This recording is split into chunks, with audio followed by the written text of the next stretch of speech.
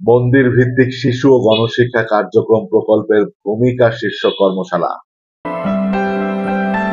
টেকসই উন্নয়ন, অভীষ্ট লক্ষ্যমাত্রা অর্জন এবং নৈতিক শিক্ষার প্রসারে ঝিনাইদহে মন্দির ভিত্তিক শিশু ও গণশিক্ষা কার্যক্রম প্রকল্পের ভূমিকা শীর্ষক কর্মশালা অনুষ্ঠিত হয়েছে। সকাল 10:30টায় ধর্ম বিষয়ক মন্ত্রণালয়ের হিন্দু ধর্মীয় কল্যাণ ট্রাস্টের আয়োজনে সদর উপজেলা পরিষদ মিলনায়তনে দিনব্যাপী কর্মশালা অনুষ্ঠিত হয়।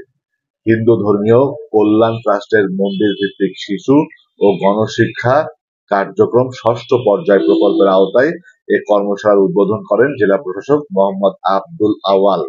সদর উপজেলা নির্বাহী কর্মকর্তা রাজিয়া আক্তার চৌধুরীর সভাপতিত্বে কর্মশালায় বিশেষ অতিথি ছিলেন অতিরিক্ত পুলিশ সুপার মুন্না বিশ্বাস, অতিরিক্ত জেলা প্রশাসক সাইফুর রহমান, জেলা প্রাথমিক শিক্ষা অফিসার আনন্দ কিশোর সাহা।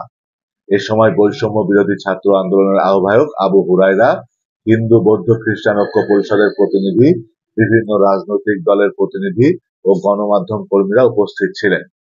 জেলা হিন্দু ধর্মীয় কল্যাণ ট্রাস্টের মন্দির ভিত্তিক শিশু ও গণশিক্ষা কার্যক্রম ষষ্ঠ পর্যায়ের ঝিনাইদহ প্রকল্প পরিচালক মৌসুমী সুলতানার পরিচালনায় কর্মশালায় জেলায় বিভিন্ন মন্দিরে শিশু ও গণশিক্ষা কার্যক্রমের শিক্ষক ও প্রতিনিধিরা বক্তব্য রাখেন। বক্তারা বলেন, মন্দির ভিত্তিক শিশু ও গণশিক্ষা কার্যক্রম প্রকল্পটি শিশুদের প্রাথমিক শিক্ষায় অন্তর্ভুক্তি, নৈতিক মূল্যবোধ জাগ্রতকরণ ও ধর্মীয় সহিষ্ণুতার প্রসারে গুরুত্বপূর্ণ ভূমিকা রাখছে।